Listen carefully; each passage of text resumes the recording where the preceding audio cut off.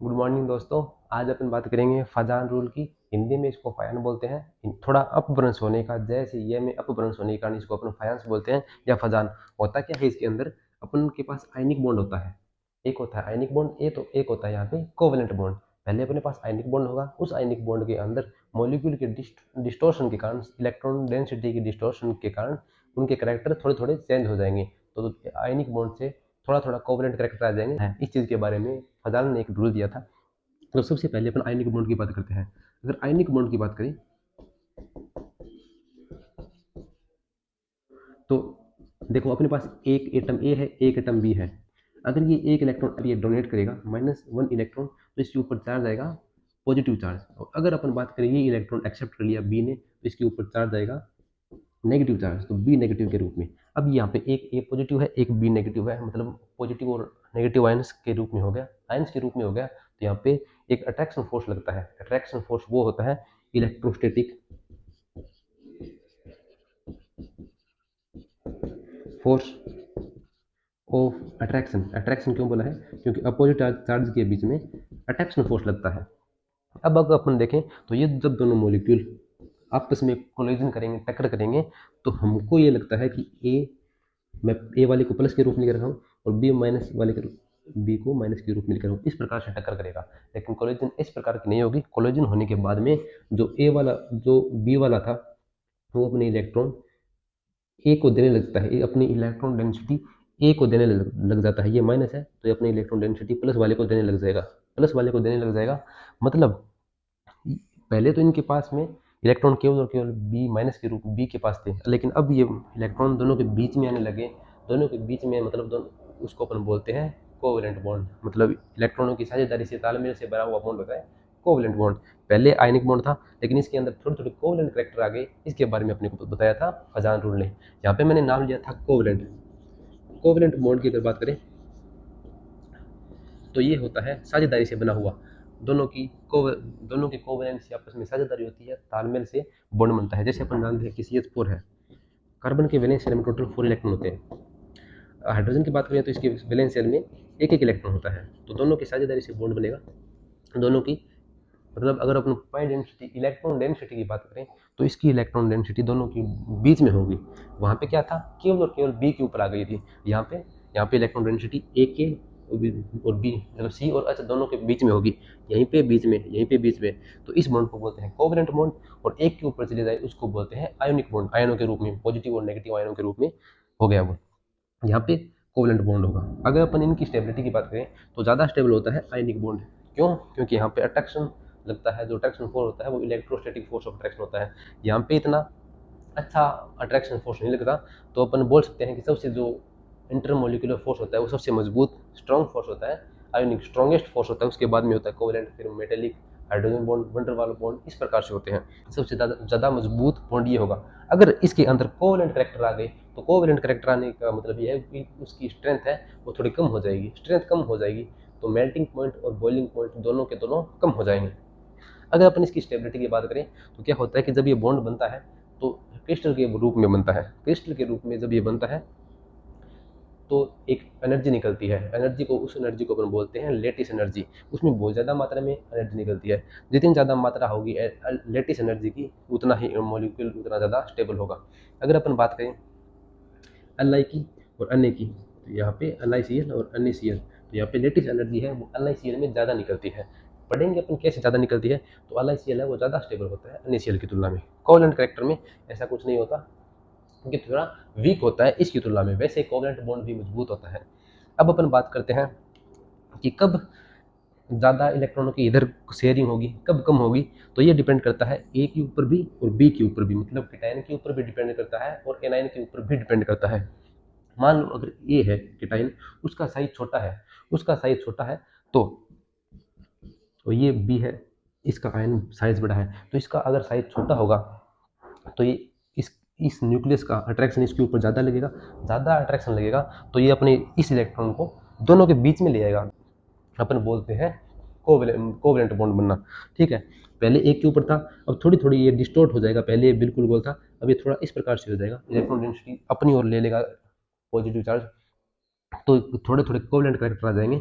दूसरी, अगर इसकी ऑक्सीडेशन स्टेट या चार्ज ज़्यादा होगा, चार्ज अगर ज़्यादा होगा तो इलेक्ट्रॉन ज़्यादा निकलेंगे, प्लस वाले में ज़्यादा इलेक्ट्रॉन निकलेंगे। तो यहाँ पे जो न्यूक्लियस है ए का, उसका फोर्स ऑफ अट्रैक्शन वो बी के ऊपर ज़्यादा लगेगा, बी के इलेक्ट्रॉन के ऊपर ज़्यादा लगेगा, और इस पाई डेंसिटी को, इस इलेक्ट्रॉन डेंसिटी को दोनों के बीच में ले आएगा।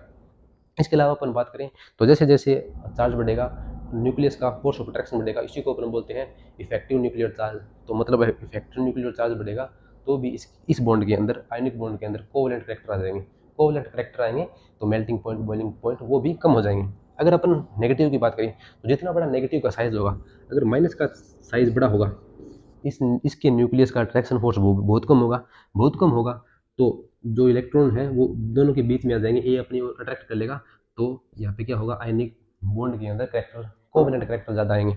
अब अगर अपन बात करें इसके चार्ज के ऊपर, अगर बी के ऊपर, एनायन के ऊपर ज़्यादा चार्ज होगा, मतलब ज़्यादा चार्ज का मतलब ज़्यादा नेगेटिव चार्ज होगा, तो इलेक्ट्रॉन और इलेक्ट्रॉन के बीच में रिपल्सन होगा। रिपल्सन होगा, रिपल्सन होगा तो इस इलेक्ट्रॉन को ये बी अपनी ओर अट्रैक्ट कर लेगा, इलेक्ट्रॉनों को, इलेक्ट्रॉन डेंसिटी को दोनों को बीच में ले आएगा, मतलब कोवेलेंट करैक्टर आ जाएंगे इस बॉन्ड के अंदर। क्या, कब, जब माइनस का साइज बड़ा हो और माइनस चार्ज की वैल्यू बड़ी हो। ठीक है। अब अपन देखते हैं इस फजान रूल की थोड़ी थ्योरी मैं लिख देता हूँ यहाँ पे, वो थ्योरी अपन पढ़ेंगे। अब देखते हैं दोस्तों इसकी थ्योरी की, फजान रूल की। तो यहाँ पे अब फजान ने बोला था कि फजान रूल आयनिक बॉन्ड के अंदर कोवेलेंट करैक्टर के बारे में डील करता है। तो deals with covalent character in ionic bond, ionic bond के अंदर कोवेलेंट करैक्टर आएंगे तो बॉन्ड की स्ट्रेंथ होगी वो कम होगी, मेल्टिंग पॉइंट और बॉइलिंग पॉइंट कम होगी। क्यों? क्योंकि आयनिक बॉन्ड जब 100% आयनिक था तब उसकी स्ट्रेंथ मैक्सिमम थी। अब जब इसके अंदर कुछ मान लो 10%, 20% कोवेलेंट करैक्टर आ गए तो उसकी स्ट्रेंथ कम हो गई। ठीक है। अब दूसरी अगर अपन बात करें कि यहाँ पे ए और बी है, ए पॉजिटिव और बी नेगेटिव, कैटायन और एनायन है, जब ये आपस में कोलिजन करेंगे। कोलिजन क्यों करेंगे? क्योंकि दोनों के बीच ऊपर अपोजिट चार्ज है, अपोजिट चार्ज है तो इनके बीच में इलेक्ट्रोस्टैटिक फोर्स ऑफ अट्रैक्शन होगा। आपस में कोलिजन इस प्रकार से नहीं करेंगे कि ए और बी आपस में ऐसे कोलिजन करेंगे, ऐसे नहीं करेंगे। कोलिजन करेंगे कि जो एनायन है, जो बी नेगेटिव है, वो अपनी इलेक्ट्रॉन डेंसिटी को बी के, जो ए के ऊपर, ए के चारों ओर ले आता है, मतलब इलेक्ट्रॉन, अपने इलेक्ट्रॉन ए को, पॉजिटिव चार्ज को, कैटायन को देने लग जाता है, और इस प्रकार की इसके बीच में कोलिजन होती है। इस प्रकार की कोलिजन होगी तो अपन बोल सकते हैं कि यहाँ से इलेक्ट्रॉन जा रहे हैं एनायन से कैटायन की ओर। तो during collision displacement of electron from anion to cation, अब एनायन से कैटायन की ओर जाएंगे तो मतलब इलेक्ट्रॉन डेंसिटी पहले जब एक एनायन के ऊपर थी, अब वो इलेक्ट्रॉन डेंसिटी दोनों के बीच में आ गई, दोनों के बीच में आ गई। इसी को तो अपन बोलते हैं कोवलेंट बॉन्ड, साझेदारी से बना हुआ बॉन्ड। तो that means covalent character in ionic bond, ionic bond के अंदर कोवलेंट करैक्टर आ गए। अब कोवलेंट करैक्टर कितने आएंगे, इसकी ये डिपेंड करता है displacement of electron from anion to cation की। जितनी ज़्यादा एनायन से कैटायन की ओर इलेक्ट्रॉन आएंगे उतनी ही ज़्यादा उसके अंदर कोवलेंट करैक्टर होगी, उतनी ही ज़्यादा इलेक्ट्रॉन होंगे। वो डिपेंड करता है polarising power of cation and anion. देखो पोलराइजिंग पावर क्या होता है, जब ए प्लस और बी माइनस थे तो बी माइनस के ऊपर, पूरे के ऊपर पूरा चार्ज था, पूरा का पूरा माइनस चार्ज बी के ऊपर था।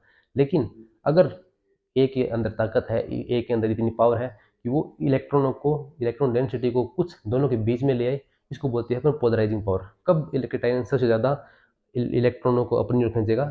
जब जब कैटायन के ऊपर चार्ज ज़्यादा होगा, चार्ज ज़्यादा होगा तो जो न्यूक्लियस है उसका इफेक्टिव न्यूक्लियर चार्ज है वो ज़्यादा होगा, जेड इफेक्टिव ज़्यादा होगा, तब इलेक्ट्रॉन उसको डिस्टोर्ट करेगा, एनायन की जो इलेक्ट्रॉन डेंसिटी है उसको डिस्टोर्ट करेगा, तो उसकी पोलराइजिंग पावर ज़्यादा होगी। और एनायन की पोलराइजिंग पावर भी जितना ज़्यादा डिस्टोर्ट होने की टेंडेंसी होती है वो ही होती है एनायन की पोलराइजिंग पावर। वो किस पे डिपेंड करती है? वो डिपेंड करती है एक तो चार्ज के एनायन के ऊपर, एनायन के ऊपर जितना ज़्यादा नेगेटिव चार्ज होगा, जितना ज़्यादा नेगेटिव चार्ज होगा तो इलेक्ट्रॉन के बीच में रिपल्सन होगा, रिपल्सन होगा तो जो कैटायन है उसके वाला न्यूक्लियस उस इलेक्ट्रॉनों को बीच में ले आएगा, इलेक्ट्रॉन डेंसिटी को बीच में ले आएगा। क्योंकि अब जो एनायन का इलेक्ट्रॉन है उनका खुद के नाभिक के साथ, खुद के न्यूक्लियस के साथ में इतना ज़्यादा अट्रैक्शन नहीं है, साइज बड़ा हो गया।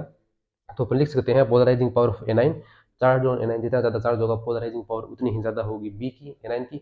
और रेडियस ऑफ एनाइन, जितना बड़ा साइज होगा न्यूक्लियस का उसके ऊपर उतना ही जो अट्रैक्शन फोर्स है वो कम होगा, पोलराइजिंग ज़्यादा होगा, डिस्टोर्ट ज़्यादा होगा। दूसरा होता है, एक देखो साइज की बात करते हैं तो रेडियस ऑफ कैटाइन, जितनी ज़्यादा बड़ी रेडियस होगी कैटाइन की, पोलराइजिंग पावर ऑफ कैटाइन उतना ही कम होगा, मतलब इनवर्सली प्रोपोर्शनल करता है कैटाइन की रेडियस। मतलब जैसे जैसे कैटाइन का साइज बढ़ेगा तो जो न्यूक्लियस है उसका अट्रैक्शन फोर्स कम होता जाएगा, साइज बढ़ने से, दूरी बढ़ने से अट्रैक्शन फोर्स कम होता जाता है। तो अपन लिख सकते हैं कि रेडियस ऑफ कैटायन जितनी बढ़ेगी पोलराइजिंग पावर उतनी ही कम होगी। और यहाँ दूसरे इसके बाद में है एज कोवेलेंट करेक्टर इंक्रीज, जैसे जैसे कोवेलेंट करेक्टर आयनिक बॉन्ड के अंदर बढ़ेंगे तो उनका मेल्टिंग पॉइंट और बॉइलिंग पॉइंट कम हो जाएगा, क्योंकि उसके बीच में अब इलेक्ट्रोस्टैटिक फोर्स ऑफ अट्रैक्शन कम हो रहा है। दूसरी अगर अपन बात करें सोल्यूबिलिटी की, तो सोल्यूबिलिटी उसकी कम होती जाती है, क्योंकि H2O है वो H+ और OH- आयनों के रूप में होता है। तो यहाँ पे अगर आयनिक बॉन्ड था तो आयनिक आयनिक के अंदर अट्रैक्शन फोर्स होगा प्लस और माइनस में, नॉन पोलर है उसमें सोल्यूबिलिटी बढ़ती जाएगी जैसे जैसे कोवलेंट करेक्टर बढ़ते जाएंगे। इसके अलावा अगर अपन बात करें पोलराइजिंग पावर की, तो वो होती है स्यूडो इनर्ट गैसों की। जैसे अपन बात करें Cu+, Cu का इलेक्ट्रॉनिक विनाश, Cu+ का इलेक्ट्रॉनिक विनाश होता है, यह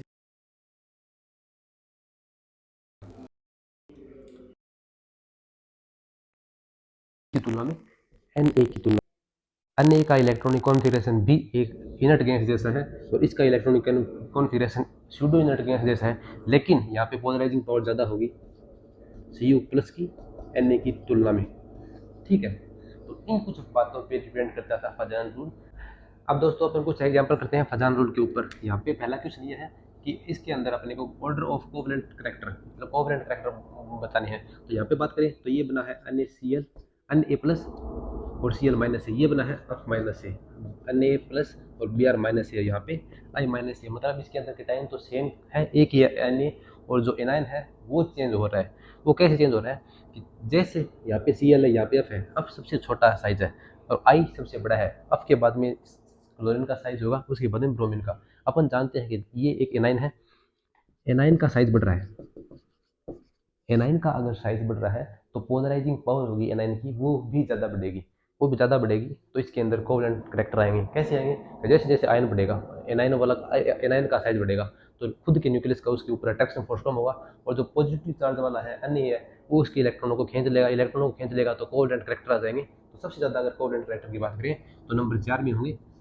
उसके बाद में अन्य Br में, और उसके बाद में अन्य Cl के। मतलब अगर अपना ऑर्डर लिखें तो 4 नंबर सबसे ज़्यादा, उसके बाद में 3 नंबर, उसके बाद में 1 नंबर और उसके बाद में 2 नंबर। दूसरे की अगर अपन बात करें तो यहाँ पे क्या वेरी हो रहा है, यहाँ पे वेरी हो रहा है केटायन। Cl एनाइन है ये सेम का सेम है, Cl की नंबर जो एनाइन है उसके नंबर जरूर चेंज हो रहे हैं लेकिन साइज वो का वही है। तो यहाँ पे क्या चेंज हो रहा है केटायन। केटायन कैसे चेंज हो रहा है कि केटायन के ऊपर जो चार्ज है, यहाँ पे +1 चार्ज है, यहाँ पे +2 चार्ज है, यहाँ पे +3 चार्ज है, यहाँ पे +4 चार्ज है और यहाँ पे +5 चार्ज है। +5 चार्ज का मतलब चार्ज बढ़ रहा है। पॉजिटिव चार्ज जितना ज़्यादा बढ़ेगा उस उस एटम का जो न्यूक्लियस है वो बाहर के इलेक्ट्रॉनों को ज़्यादा अट्रैक्ट करेगा, ज़्यादा अट्रैक्ट करेगा, ज़्यादा कोवलेंट करेक्टर होंगे। तो सबसे ज़्यादा कोवलेंट करेक्टर होंगे PCl5 के अंदर, उसके बाद में SiCl4 के अंदर, उसके बाद में AlCl3 के अंदर, और सबसे कम होंगे अन्य Cl के अंदर कोवलेंट करेक्टर। अगर अपन बात करें HF NH3 H2O और इसकी, तो यहाँ पे क्या है कि H है हाइड्रोजन है वो सेम है, मतलब हाइड्रोजन क्या है एक केटायन है तो केटायन सेम है, वेरी क्या कर रहा है एनाइन, एनाइन यहाँ पे फ्लोरीन है, यहाँ पे नाइट्रोजन है, यहाँ पे ऑक्सीजन है और यहाँ पे कार्बन है। तो यहाँ पे अपन देखेंगे कि देखो साइज में थोड़ा बहुत चेंज आ रहा है लेकिन अपने को साइज देखना है एक पीरियड के अंदर। यहाँ पे अपन देखेंगे चार्ज की बात करें तो यहाँ पे -4, कार्बन के ऊपर -4 चार्ज होगा, एनाइन के ऊपर जितना ज़्यादा चार्ज होगा उसकी पोलराइजिंग पावर उतनी ही ज़्यादा होगी, उतनी ही ज़्यादा होगी तो उसके अंदर उतने ही ज़्यादा कोवलेंट करेक्टर आएंगे। तो सबसे ज़्यादा कोवलेंट करेक्टर होंगे CH4 के अंदर, फिर होंगे NH3 के अंदर, फिर होंगे H2O के अंदर और फिर होंगे HF के अंदर। तो सबसे कम होंगे HF के अंदर, तो लिख सकते हैं 4 नंबर, उसके बाद में 2 नंबर, फिर 3 नंबर और फिर 1 नंबर। अब अपने पास क्वेश्चन नंबर 4 है, वो ये है कि अपने को मेल्टिंग पॉइंट बताना है। तो मेल्टिंग पॉइंट से पहले अपन कोवलेंट करेक्टर देखेंगे, जितने ज़्यादा कोवलेंट करेक्टर मेल्टिंग पॉइंट और बॉइलिंग पॉइंट उतने ही कम। तो यहाँ पे क्या वेरी हो रहा है, यहाँ पे NF और NaCl है। पहले तो इन दोनों की बात करते हैं NF और NaCl की।